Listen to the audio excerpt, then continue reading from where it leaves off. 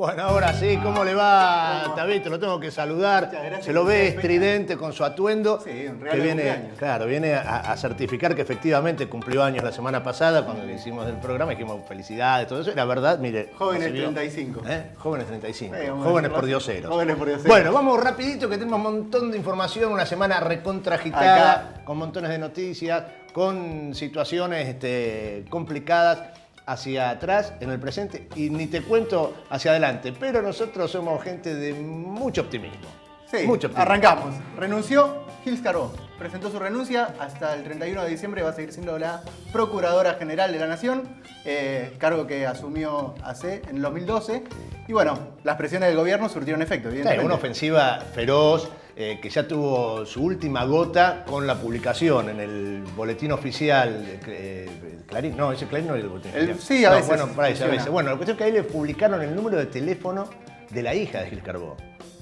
Una cosa increíble, donde bueno, la gente recibe un teléfono, ¿qué hace? Empieza a llamar por teléfono, a decir, a insultar, amenazar. Es lo que hacemos todos, digamos. Sí, Bueno, sí, eso por hizo supuesto. Clarín.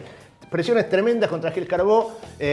Otro avasallamiento más a la cuestión institucional que verdaderamente debería preocuparnos, porque muchos lo toman a la ligera. Digo, ¿quién va a controlar este gobierno, no?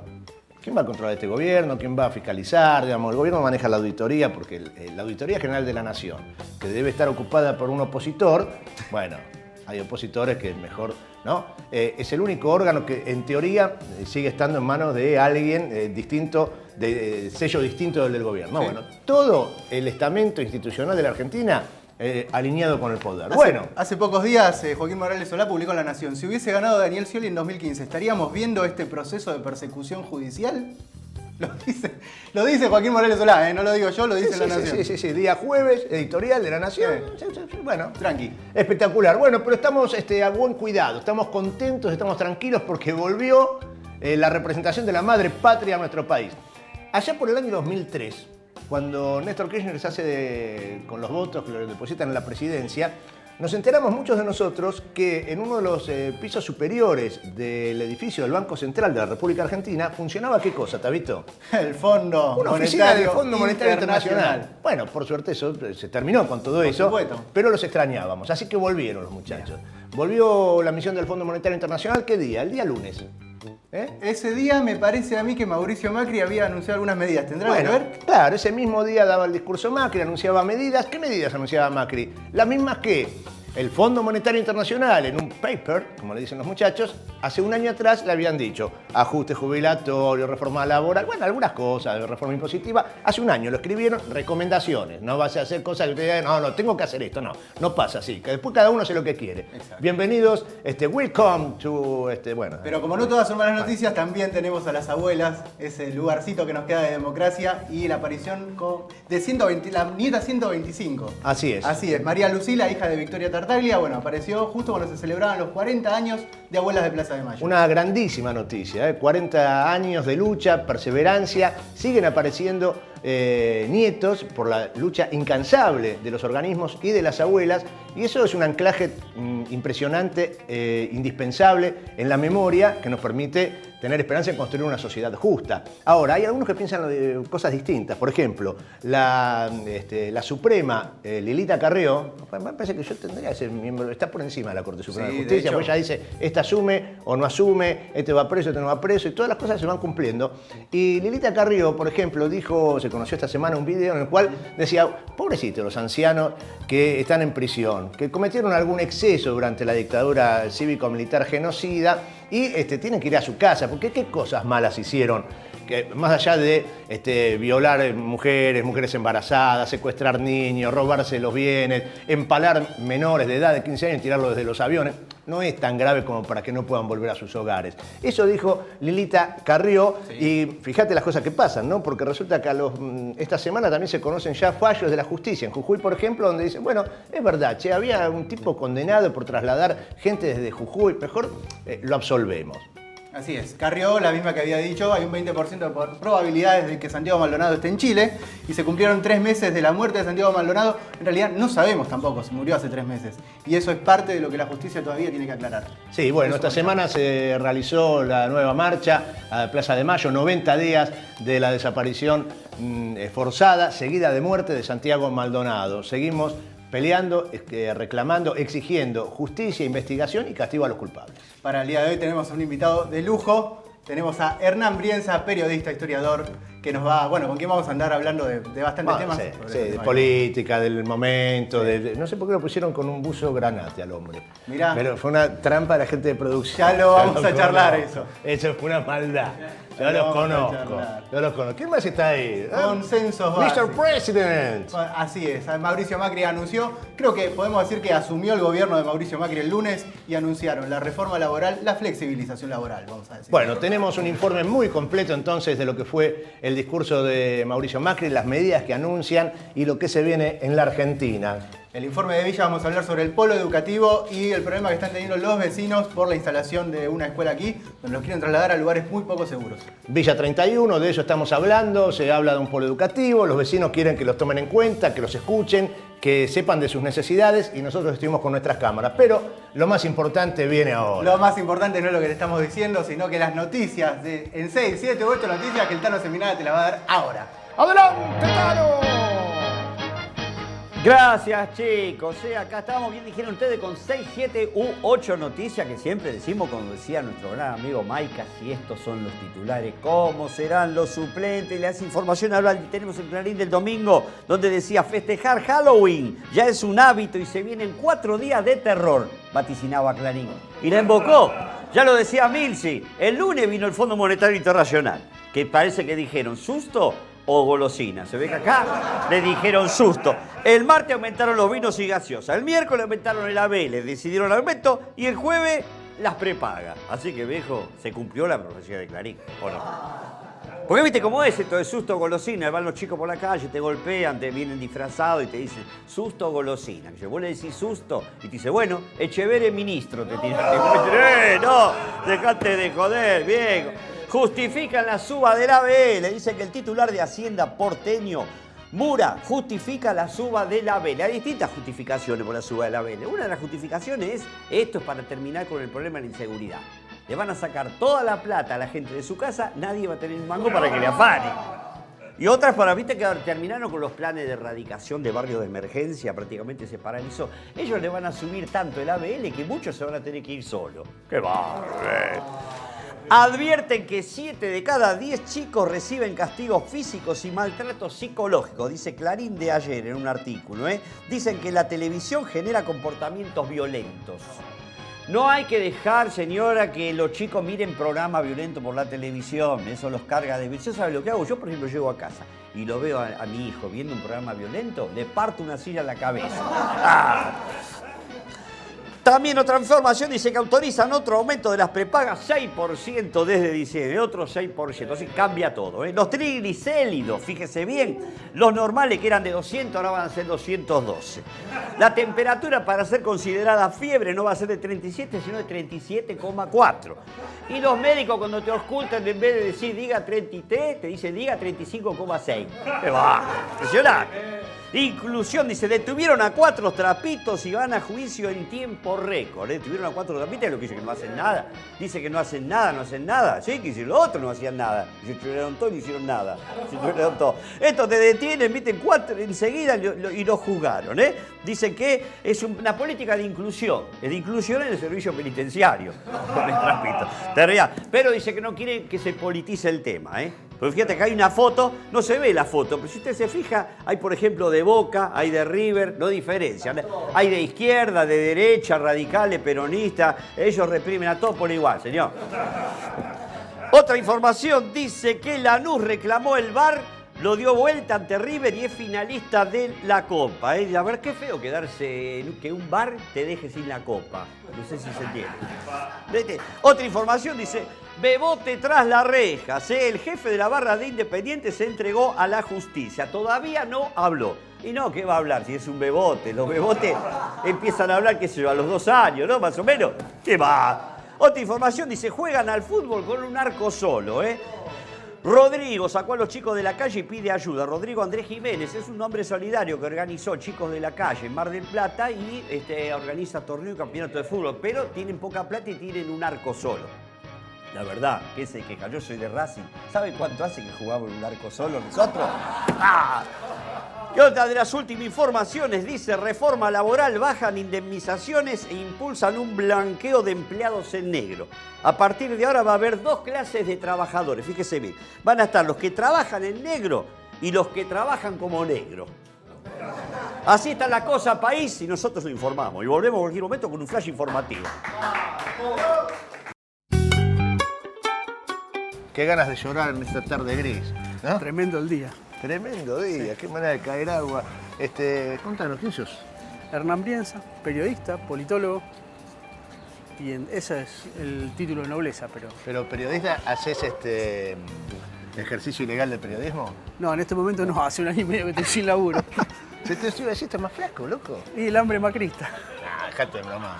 Sí. ¿Hambre macrista y hambre macrista? No, la verdad que... Si el hambre es macrista, ¿por qué adelgaza uno? Esa es la pregunta. Sí, claro, tendría que Claro. adelgazar eso. No, tuve un problema de glucemia y me estoy cuidando, la verdad que es eso. Tengo que dejar de comer harina. Y dejé de comer harina, dejé de tomar alcohol. Y esa cosa y empecé a bajar. Es increíble. Esa cosa, no es increíble. Y a caminar, ¿no? Es Che, increíble. Hernán, ¿cuándo naciste y dónde? El 11 de febrero del 71, en el Ajá. Policlínico Bancario, ahí en Gaona y Donato Álvarez. Y después vivíamos en Parque Patricios. Ajá. Y de ahí nos fuimos a Lugano, a Villa Lugano, al barrio Piedrabuena, donde vivían mis abuelos. Y después de ahí me fui a Almagro y pasé casi toda mi vida en Almagro. Toda la vida en Almagro, ¿zona? Y yo te diría que es cerca de, primero en Virrey Liniers y Rivadavia y después en Rivadavia y Yatay, ahí en esa zona.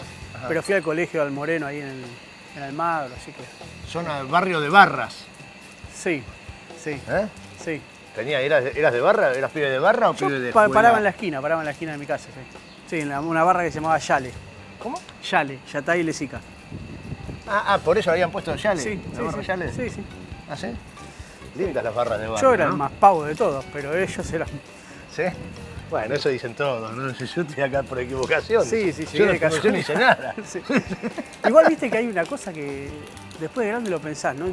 Yo creo que hay una etapa en la adolescencia, entre los 15 y los 20, que si la pasás después ya llegás a los 80 años tranquilo. Pero tenés que pasar esa. ¿Cuál? Las haces de todas, ¿no? Ah, que hace todos los líos Haces todo posibles. el pelote posible. Sí, Es que yo creo que si uno, ¿viste? Es esa en edad, algún ¿no? momento de la vida haces lío. sí, si no lo haces... Que corresponde, mejor hacerlo sí, cuando corresponde, sí, ¿no? sí. ¿Y cuándo estudias ciencias políticas? ¿Por qué? Estudié primero Derecho, Primero Derecho. 2 años y medio. Me aburrió, después quería hacer algo que tuviera que ver con la escritura.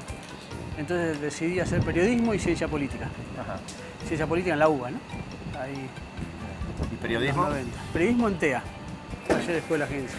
Entonces no haces ese ejercicio ilegal del periodismo como hago No, yo. que yo bueno, no sí, estoy- también, porque en realidad para hacer periodismo no necesitas nada, ¿no? Bueno, pero estudiaste. Sí, pero estudiás, ¿quién te enseña periodismo? Te enseña el oficio. Yo opino igual. Yo opino Sí, igual. sí. Opino igual.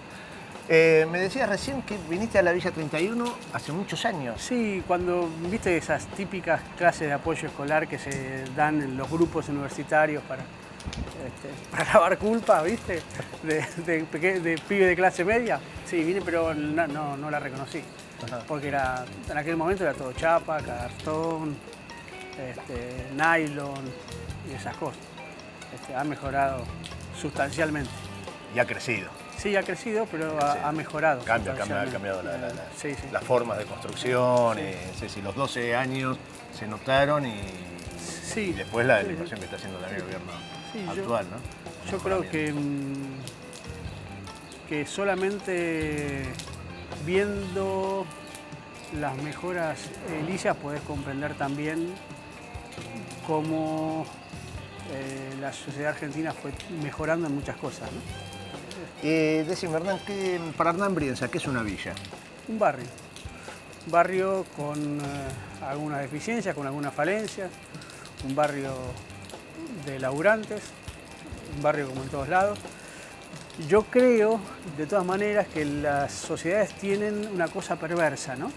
Yo creo que este barrio dentro de 100 años va a ser el barrio top de Buenos Aires, como lo fue La Boca en el siglo XIX y que ahora se convierten en barrios top. No sé cómo se produce ese pasaje donde los sectores más humildes de una ciudad después se terminan convirtiendo en los lugares más, más requeridos y más caros de una ciudad. Eso es impresionante. Porque pasan casi todas las ciudades del mundo, ¿vos sabés? En el Bronx, por ejemplo, en Estados Unidos, que es una zona marginal, ahora se cotiza altísimo en las casas. Y en La Boca pasó lo mismo, va a pasar lo mismo en Barracas en un par de años. Y es increíble cómo las sociedades generan esa lógica de marginación económica, pero al mismo tiempo después de sobreexplotación económica. A mí siempre me llama la atención eso. Bueno, ahora seguimos en el estudio. Adelante, vamos por acá. Bueno, Hernán Brienza, pero el primero le di la mano, estaba por llevarle mates. Bienvenido formalmente al estudio, ¿no? Al estudio de Néstor Kirchner. Así que estudiaste periodismo en TEA, ¿Derecho dejaste? ¿Por qué? Sí, de Derecho dejé. ¿Por me qué? aburrió. ¿Eh? Me aburrió, no me gustaba, no me veía siendo abogado. Me equivoqué ahora. ¿Por qué te Y equivocaste? porque ahora hubiera tenido una herramienta más para trabajar. Eso es verdad. ¿Sí? Tendría que haber terminado Derecho, tenía 2 años y medio adentro. Podría haberlo terminado y haber hecho Ciencias Políticas después, o un máster en Social. Porque ciencias políticas no te parece... No, me parece la carrera más linda que hay, pero siempre es bueno tener más de una herramienta. Ajá. Sí. Y Bueno. para el periodismo me hubiera servido también. Pero bueno, qué sé yo, uno era un adolescente de apenas 20 años. Otros ni siquiera se 21. ponen a estudiar, vos hiciste periodismo, Sí, derecho, sí. ciencias No, políticas. estudié letras también, ¿eh? Y también letras. Sí, pero dejé porque fui a gramática y dije, no, esto... Y el tema de la historia, de escribir Bueno, sobre de historia, chico, ¿por de qué? chico.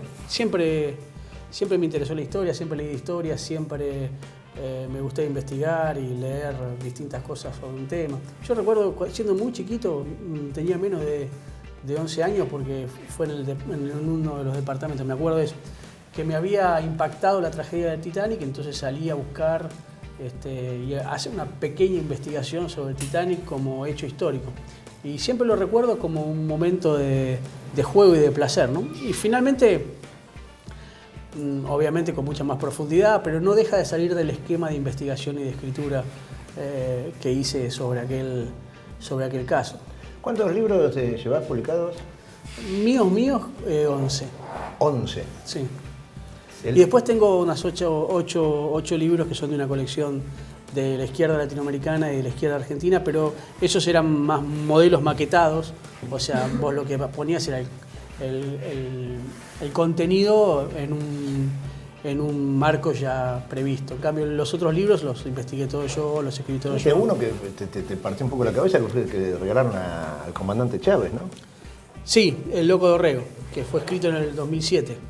Y en el 2010 la presidenta Cristina se lo recomendó vía Twitter a Hugo Chávez.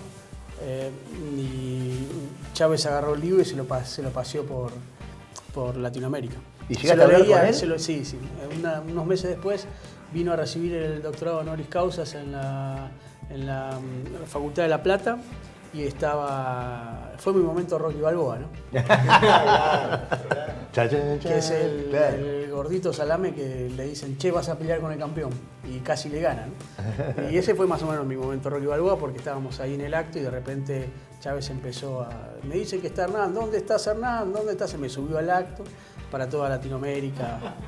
Y el corazón así, ¿no? Yo no podía parar de reírme. Yo cuando veo el video, la cara de sonrisa, de picardía, de travesura, que yo sentía que estábamos haciendo una travesura. Y lo que más me impresionaba era el celular. El celular hacía taca, taca, taca, taca, taca, taca, taca, taca, taca, taca, taca, taca. Y yo pensaba dos cosas. Uno, que me estuviera viendo mi vieja. Y otro, que hubieran pensado los pibes del barrio si me vieran ahí. Los amigos del campeón. ¿Y los amigos del campeón? Y ¿Hubo amigos del campeón? yo me cuido mucho de esas cosas, porque nunca me gustó... nunca me gustó creerme demasiado lo que estaba ocurriendo, ¿no? Incluso en momentos posteriores, cuando entrevisté a la presidenta, así, siempre hice un trabajo de mucho freno con esas cosas. Y siempre tuve la maldad de probar mucho a la gente, ¿no? Entonces mis relaciones o eran anteriores o estaban muy tamizadas por la forma en la cual yo permitía acceder a ellos y que ellos accedieran a mí, ¿no? Dale, dale. Porque me parece que no te puedes marear. Me parece que es lo que mejor que hice, porque una vez que yo sabía que todo iba a pasar, ¿no? Entonces sabía que cuando terminara el proceso del kirchnerismo iba a venir un espacio de silencio y de estigmatización. Y entonces, cuando no te la crees arriba, después no sufrís tanto cuando estás abajo, al arriba y abajo, entre comillas, ¿no? Te quería preguntar por el vínculo entre la historia y la política. Si se puede analizar la política sin conocer la historia y si se puede conocer la historia sin interpretar la política. No, es dialéctico. Porque si vos ves cómo juegan las figuras políticas hoy, te das cuenta que finalmente jugaban de la misma manera hace 200 años o hace 2000 años, ¿no? Si más o menos conocés las pasiones de los hombres y las mujeres, las limitaciones, las contradicciones, las contrariedades, si más o menos sabés cómo se articula el poder, cómo se articulan los grupos económicos, hay un esquema que vos podés más o menos visualizar casi toda la historia argentina y la historia mundial también, ¿no? Pero fíjate, Julio César no es otra cosa que los líderes latinoamericanos posteriores, porque es la alianza entre un líder popular, porque tenía relación con el ejército, que además el ejército en aquel momento era miliciano, es decir, cobraban, era un trabajo ser legionario. Esa alianza de clases entre el ejército y Julio César iba en contra de lo establecido, que era el Senado y eran los grandes patrones romanos. Y si vos te fijás, ese esquema prácticamente se repite en Napoleón, se repite en los grandes líderes populares, que necesitan hacer una alianza con los sectores populares para poder ir en contra de lo establecido. Hay una cosa en esta línea, ¿no? de la historia y la repetición, y tomando el loco Dorrego, que tiene que ver con el odio, ¿no? El odio de clase y el odio del poder cuando lo ejerce. Y en Dorrego, bueno, es uno de los casos primeros y más violentos, ¿no? El tema de Lavalle, sí. Dorrego, de no perdonar ni siquiera perdonarlo una vez muerto, una vez derrotado. Viste que en el barrio vos te agarrabas a trompada y decís, bueno, ya está, ganaste. Hay otro que dice, no, te pateo la cabeza. Y bueno, se ha visto a lo largo de la historia muchas veces eso, y con Dorrego quizás haya comenzado. Sí, yo soy hijo de los 70, o sea, yo hice el primario y lo hice en la dictadura militar, por lo tanto siempre me llamó la atención la lógica de la violencia. Siempre fue una preocupación, ¿no? Cómo una sociedad se transforma en eso, ¿no? Y apoya eso también. Y yo creo que en el caso del Dorrego, que es el golpe de Estado del 1 de diciembre del 28 y el posterior fusilamiento, que es el 13, hay una matriz de acción de los sectores dominantes en la Argentina que se va a repetir a lo largo de toda la historia. Se repite en el 52, nada más que en vez de Dorrego es Martiniano Chilaver y la Legión Aquino. Después va a ser Ciriaco Cuitiño y Leandro Alén, el padre de Leandro Alén. Por lo tanto, si vos te fijás, es el 55, es el 76, y hay una lógica que tiene que ver con la sustracción de los cuerpos, pero también con la sustracción de los nombres y de las palabras y de la historia, ¿no? Dorrego, el cuerpo de Dorrego fue rescatado un año después, porque ni siquiera lo dejaron enterrar con dignidad, sino que lo tiraron en la parroquia de Navarro, y un año después lo rescata Rosas y lo lleva a donde está ahora, que es en La Recoleta, ¿no? Esa apropiación del cuerpo del asesinado es una... Evita el ultraje con Evita. Pero es Maldonado también, ¿no? Es Maldonado, Santiago Maldonado, de alguna manera. Y yo creo que esa apropiación de los cuerpos se vuelve simbólica cuando te hacen desaparecer de la historia, ¿no? Como hacen con Juan Manuel de Rosas, un hombre que es muy complejo, que hay que analizarlo, que no es que buenos y malos, ni blanco y negro, pero la forma en que hicieron desaparecer a los federales, que anteriormente se llamaban el Partido de los Populares, el Partido del Pueblo, el Partido de los Pobres, es impresionante. No hay en Buenos Aires, que es una ciudad hecha por masones, no hay una sola calle que se llame Estanislao López o Pancho Ramírez, o hay un Artigas por acuerdo con Uruguay, pero hay un Dorrego ahora, pero digamos, no hubo monumentos a Rosas. La casa de Rosas fue invadida por estatuas a Sarmiento y a Urquiza, que fueron sus vencedores. Y el tema de este ensañamiento Bueno, hiperviolento... perdóname, la prohibición del nombre de Perón, ¿no? Sí, la sí, fusiladora mediático-judicial contra el kirchnerismo, ¿no? Este ensañamiento al cual se llega después de aplicar, cuando están en el poder, métodos tremendamente violentos en la dialéctica, en la retórica, en la práctica, ¿no? Digamos, ese poder que es tremendamente violento y que después ejerce una hiperviolencia con esta desaparición. Sí. Vos, escúchame, hablando de líderes, de representantes, de dirigentes que han luchado y algunos siguen luchando por la emancipación latinoamericana, la idea es que engalanemos este termo, que es el segundo, ¿viste? Este ya lo completamos, con todas las visitas que fueron pasando por Estudiantes o no. Elegir una calcomanía y pegarla allí. ¿Tengo que hacer como que no la elegí antes? Exactamente. Exactamente. Esto es televisión. Bueno, esto es televisión. No sé, vos sabrás. Voy a elegir a Cook. Elegís a Cook. Sí. Sos un extranjerizante. Sí, en un país colonial las oligarquías son las dueñas de los diccionarios, dice. A ver, mostrarle ahí. En un país colonial las oligarquías son las dueñas de los diccionarios. Eso dice Cook para refrendar lo que veníamos hablando. Bueno, poné ahí un ganchito y después lo ubicás en el termo donde mejor te parezca. En línea con Macri el discurso sobre la biblioteca del Congreso, ¿no?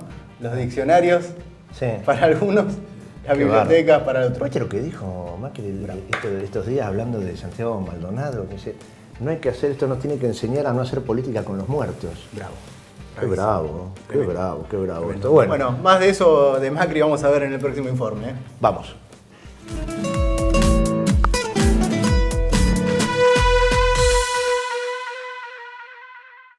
No voy a cambiar las cosas que sí se hicieron bien. ¡Cambiemos! ¡Cambiemos! ¡Cambiemos! ¿Sabes rumbo a qué estamos ahora de la mano de Macri y estos neoliberales impiadosos?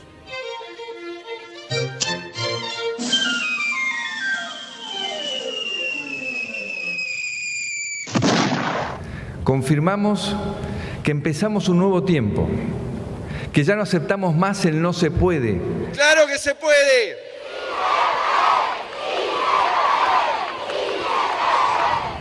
Somos la generación que está cambiando la Argentina para siempre. Pero yo sí me tengo confianza a armar el mejor equipo de los últimos 50 años. Yo soy el técnico de este equipo. Se lo vengo a defender, a sostener. Si usted es el técnico, ¿Macri quién es? Macri es el dueño del club. Transformar es lograr resultados. Gobernadores, intendentes, empresarios. Y la palabra reforma. Reformar es crecer. Transformarse es crecer. Es evolucionar. Está evolucionando.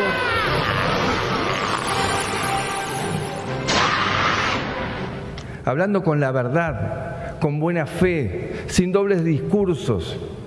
Tenemos que avanzar en reformas donde cada uno ceda un poco. Exigirá de cada uno su personal cuota de sacrificio. Las reformas en las que tenemos que avanzar exigen que cada uno tenga que ceder un poco. Tenemos que hacerlo en base a la confianza.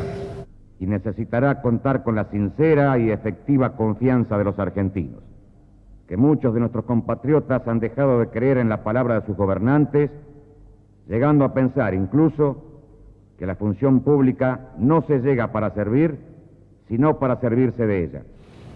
Muchas veces se pensó que el poder es algo que hay que apropiarse. Por el poder de Grayskull. Yo soy He-Man. Una cultura que en vez de tomar el poder como un servicio, dijo, tengo el poder y ahora me abuso de él. Si tuviera que definir una de las motivaciones más grandes que tengo como presidente, diría que es terminar con la pobreza. El problema no es que la pobreza y ellos existan. El problema es que yo me entere de que existan. Son dos cosas diferentes. Hoy me quiero concentrar en estos tres ejes. El primer eje es sobre la responsabilidad fiscal, la inflación y los impuestos. No podemos gastar más de lo que recaudamos. Pero el problema de fondo es el déficit. El déficit no está bajando, aunque el presidente diga que le preocupa. Ahora, nos estamos endeudando a una velocidad muy preocupante. Tenemos que seguir bajando la inflación. Porque, ok, estamos tratando de bajar la inflación y hasta ahora la inflación no está bajando. Y debemos reducir la carga tributaria, diseñar un sistema de impuestos equitativo y sustentable. Que una racional y equitativa política tributaria genere recursos genuinos.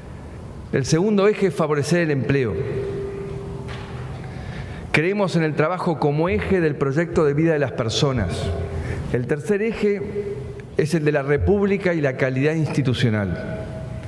Un ejemplo que descubrí hace muy poco es el de la Biblioteca del Congreso de la Nación, que tiene más empleados que las bibliotecas más grandes del mundo. Más se refirió y hizo mención a los 1.500 empleados que tiene la Biblioteca del Congreso de la Nación, una institución que es de las mejores de América Latina.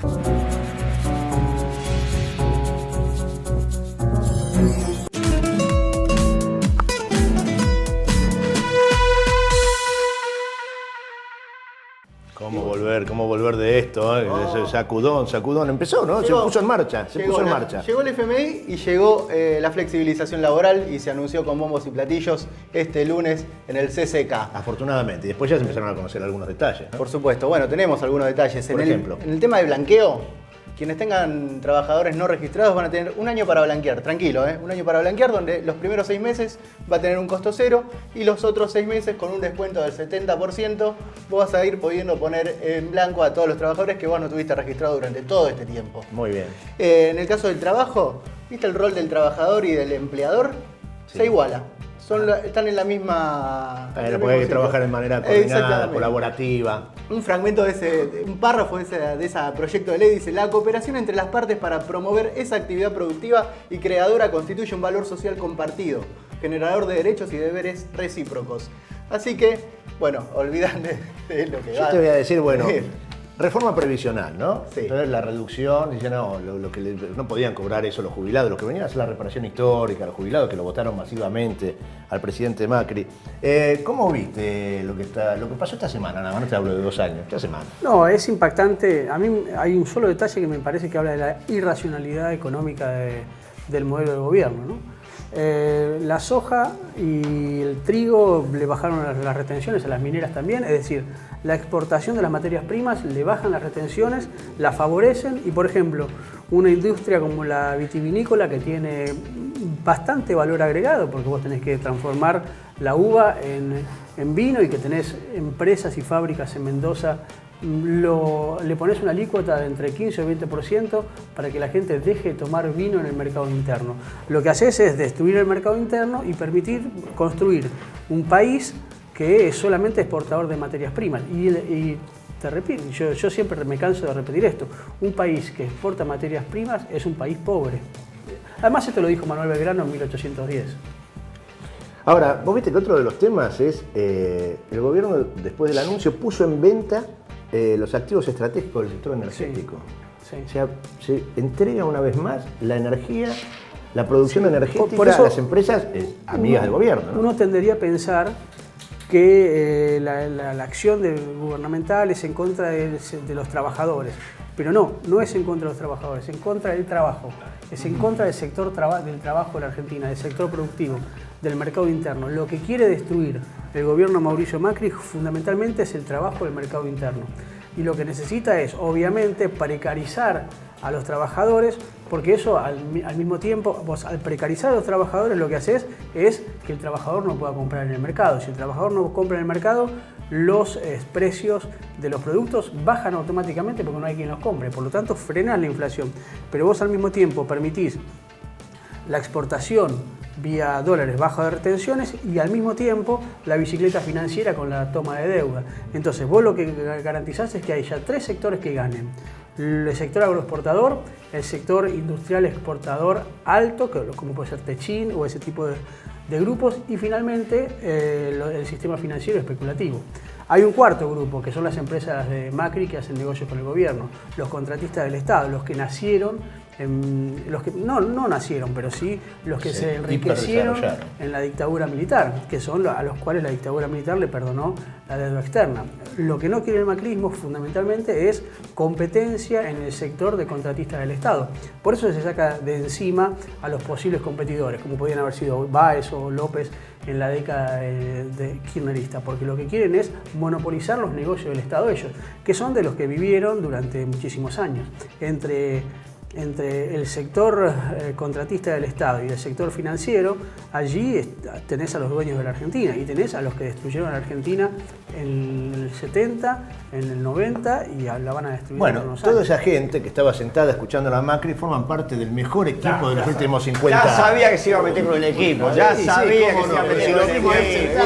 Echeveré, lo que tiene la canción esa, Echeveré, el caballo Echeveré, que se le está dedicada a él. Echeveré, es excelente Echeveré, merece verse. Es Menem. Está muy bien. ¿Qué tal, verdad? ¿Cómo le va? ¿Qué dice? Porque siempre se mete con yo soy el técnico del mejor equipo, hoy lo dijo, el presidente dijo, el mejor equipo de los últimos 50 años, que cada vez es mejor. Fíjense qué figura incorporamos. Pero ¿qué, uno solo juega? Uno solo que vale, es de la sociedad rural. 3 veces en la historia, presidente de la sociedad rural fueron puestos como ministros, en el año 30, no sé cuándo. Aparte tiene una barra brava personal el tipo, lo tenía todo ahí, no eran trabajadores esclavos, lo tenía todo escondido en el campo para que no lo descubrieran. No sé qué sí, pero el tipo es chévere, un tipo luchador. Ha estado luchando por el campo, usted no sabe las veces que hizo corte de ruta, hasta quemó un neumático de una Land Rover 4x4. Sí, no, a todos los cortes, faltó a uno porque tenía clase de pilates y a otro porque tenía que viajar a las Caimanes. Bueno, pero estaba justificado, certificado. ¿Qué certificado? Ahora yo le pregunto a por ejemplo, cuando cortaba ruta junto con el otro que después es senador, Angeli, ¿no? Este hombre que no necesitaba encapucharse, nunca un proceso por cortar ruta durante semana, eso no. No, porque estaba defendiendo los intereses de la gente del campo.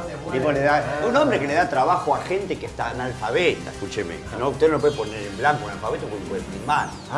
No lo había pensado eso. Claro. Está bien. Este hombre odia mucho a Cristina. La verdad que tiene mucho odio por Cristina. Sin embargo, a Luis lo quería. ¿Qué me dice? ¿Luis Elías? No, a Luis Vuitton. Un fenómeno. Echeveré por 3, hombre. ¿Cómo cambió la rural desde que está este hombre, viejo? Es impresionante. La sociedad rural, la última edición de la sociedad rural entraron oveja patagónica, vacas holando, cerdos burgueses, es más, fíjense que entraron 1.700, la última edición entraron 1.700 caballos, 3.500 toros. Gallinas no entraron, gallinas. Oveja no le puedo dar el número porque dice que el hombre que tenía que contarla vio cuando iban entrando y se quedó dormido. ¡Qué tarenza, hombre! Yo fui a la rural y sabe que estaban en el día que fui yo a la rural, la última edición, estaban Horacio González y Ricardo Foster caminando. Y yo, ¿qué pasa? Pregunté, ¿qué hacen esto acá en la rural? ¡Qué raro! No, y se quedaron de la vez que estaba la Feria del Libro, dice, tomaban por ahí. Escúchame, te cuento que para agasajar a Echeveré, ¿viste? Lo designaron hace 3 días. Bueno, el jueves se conoció que, ¿qué hizo el gobierno? Sacó una resolución, no tienen que liquidar más las exportaciones. Los exportadores primero tenían que liquidar a 30 días, después a 90, llegó Macri, llegó a 5 años, 10 años, 30 años, bueno, se firmó una resolución, no tienen que liquidar más las exportaciones. Así que muchachos, felicitaciones, gracias por todo. Ahora que sangre de la familia, el padre de este hombre militante radical también en la época de Perón. ¿Se acuerdan cuando había una lucha que era Perón o muerte? Bueno, él a Perón no lo quería. Estaba en la pelea ahí, el padre estaba hablando. Escúchame, Tarito. Hoy salió una información en el diario. 4 de cada 10 argentinos creen que podrían coimear a policías y funcionarios. Sí, lo leí. Sí, los otros 6 que piensan son los policías y los funcionarios. Si querés saberlo con un billete y te lo cuento. Se me debe haber hecho la vez pasada. Pero además, ¿sabes lo que pasó? Una vez pararon a un tipo, ¿vio que es el control de alcoholemia? Lo pararon a un tipo, se control de alcoholemia, tiene 2 puntos, así que está sonado. ¿Y qué hago? Y dame 200 pesos y andá. Le da 200 pesos, se va. Al rato, control de alcoholemia, le ponen la pipeta, ¿vio? 2 puntos de alcohol. Y déjame 200 pesos y andate. Otra vez va avanzando y de nuevo los pagan. Viejo, ¿cuánto control de la alcoholemia hacen ustedes por día? Si dame 500 pesos, te digo cómo salir de la roto. Me voy, chao.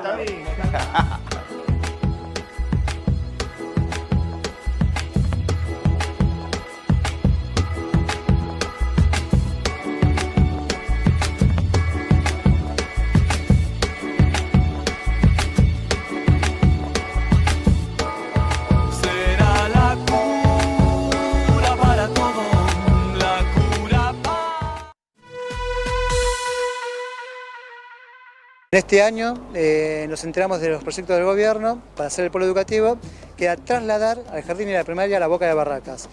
Eso generó una gran movilización de los padres, porque obviamente desorganiza toda la vida cotidiana de las familias del barrio. Y a raíz de eso el gobierno se acercó a conversar con nosotros, con la comunidad y con las familias. Perjudica en varias formas, digamos. Una que es menos accesible, nos trasladan al correo viejo, que si bien ustedes, no sé si lo conocen o la gente lo conoce, es un lugar donde la policía y la ambulancia casi no entran, prácticamente, ¿no? El lugar donde van a llevar a los niños es un galpón abandonado. Realmente las condiciones son pésimas y hace años y años, digamos, que la comunidad viene reclamando mejores edilicias.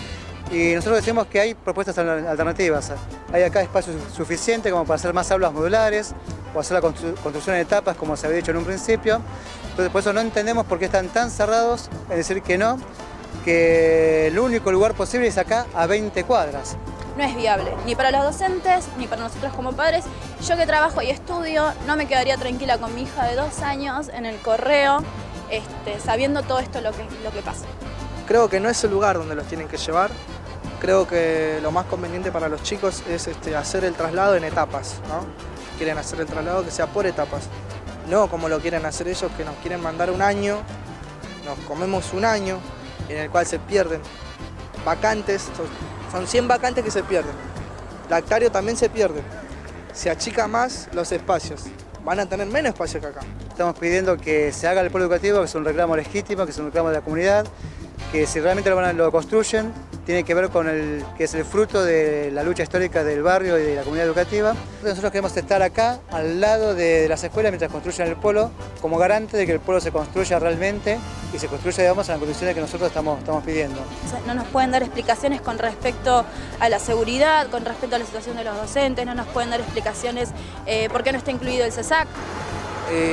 Como vimos que no había respuesta alguna, decidimos cortar la calle, ¿no? Que es una medida de fuerza, porque vos sabés que cortar la calle perjudica el tránsito, molesta a los vecinos y bueno, lamentablemente es la medida de fuerza que tuvimos que tomar hoy.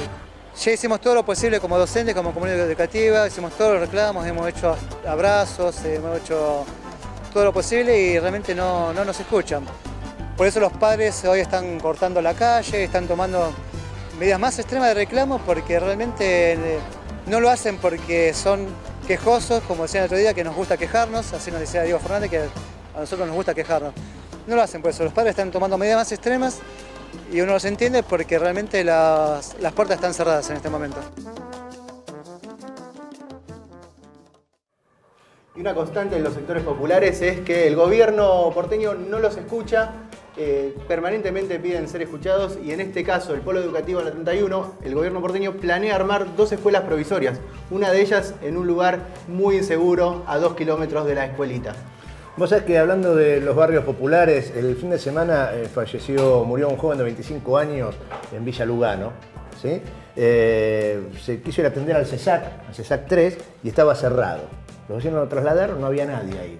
Ahora, es el mismo CESAC que tiene una orden, un fallo judicial desde el año 2010 que obliga al gobierno de la ciudad, que ya en ese entonces gobernaba el macrismo, a tener abiertos las 24 horas esos centros de salud asistencial comunitaria. Bueno, estaba cerrado, denuncian los vecinos que no hay elementos, no tienen de ningún tipo, pero aparte estaba cerrado y se murió un joven de 25 años por la inacción del Estado. Bueno, cosas que pasan en los sectores populares mientras el saqueo avanza a paso redoblado. Recién hablábamos, Hernán, del tema de, bueno, no van a tener que liquidar más las exportaciones, ¿no? Los agroexportadores no tienen que rendir más. el revanchismo, digamos, venden los activos energéticos, le quieren cambiar el nombre a las centrales Néstor Kirchner y Zepernik, lo van a llamar Condor Cliff, está bien, es bueno tener una central eléctrica en el sur que tenga alguna palabra en inglés, está bueno, la otra se va a llamar La Barrancosa, of course, como para derrapar. Bueno, un panorama Sí, yo complicado. creo que el macrismo, lejos de ser una derecha democrática, en realidad creo que es la restauración de los que mandan en la Argentina. Y tienen que hacer, es mucho más que saqueo personal, que saqueo colectivo, grupal o económico, sino que es la instalación de un aparato cultural, ideológico, que refuerce el dominio de las clases dominantes, valga la redundancia, porque no son clases dirigentes, ni son clases gobernantes, ni son clases económicas, sino que son clases dominantes en la Argentina. Por eso utilizan los mismos métodos del siglo XIX, que es intentar borrar los nombres de aquellos que para ellos son lo aberrante, ¿no? El gran problema en Argentina es el problema de civilización y barbarie, ¿no? Y barbarie es aquellos que quieren construir un país diferente al de la civilización que ellos consideran, ¿no? Y lo consideran barbarie o aberrante, ¿no?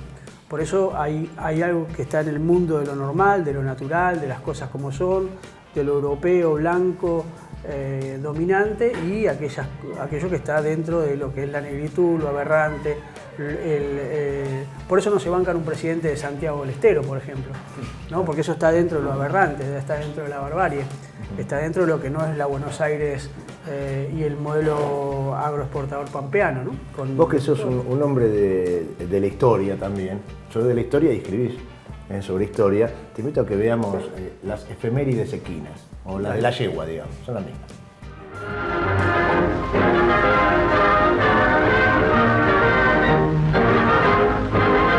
En la jornada del 29 de octubre de 2010, la presidenta Cristina Fernández de Kirchner anunció una asignación universal para padres e hijos menores de 18 años y de por vida para el caso de hijos discapacitados.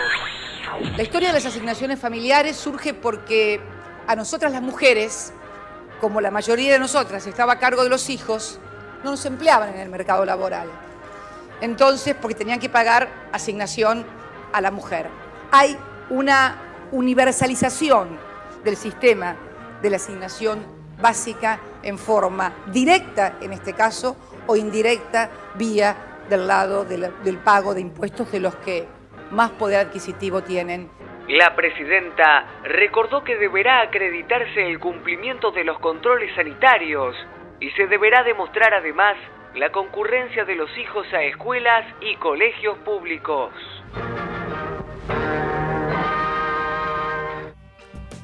Bueno, ahí estamos, otro matecito. Gracias, Gustavo. ¿Pasaste bien, Hernán? Sí, he tenido décadas mejores, pero acá la pasé bastante bien. ¿Décadas mejores? Haces ostentación. Y al menos una. Al menos una. Bueno. Igual ahí escribiste algunas cosas, decía optimismo, ¿no? Ir para adelante, no decaer. Sí, yo creo que hay que salir de la lógica de la derrota. Y hay que salir de la lógica el revanchismo y el resentimiento. Creo que hay que pensar ya no tanto en el pasado, no tanto en lo que hicimos, sino en lo que va a haber que hacer.